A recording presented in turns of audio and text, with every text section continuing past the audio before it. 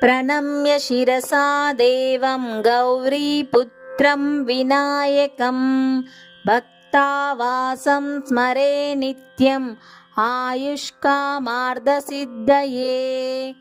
प्रथमं वक्रतुण्डं च एकदन्तं द्वितीयकं तृतीयं कृष्णपिङ्गाक्षं गजवक्त्रं चतुर्दकं लम्बोदरं पञ्चमं च षष्ठं विकटमेव च सप्तमं विघ्नराजं च धूम्रवर्णं तदाष्टमं नवमं फालचन्द्रं च दशमं तु विनायकम् एकादशं गणपतिं द्वादशं तु गजाननं द्वादशैतानि नामानि त्रिसन्ध्यं यः पठेन्नरः न च विघ्नभयं तस्य सर्वसिद्धिकरं परं।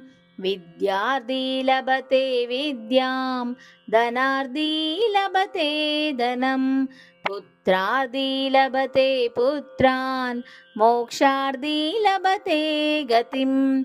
जपेत् गणपति स्तोत्रं षड्भिर्मासै फलं लभेत् संवत्सरेण सिद्धिं च लभते नात्र संशयः। अष्टाभ्यो ब्राह्मणेभ्यश्च लिखित्वा समर्पयेत् तस्य विद्या भवेत् सर्वा गणेशस्य प्रसादतः इति श्रीनारदपुराणे संकष्टनाशनं नाम गणेशस्तोत्रम्।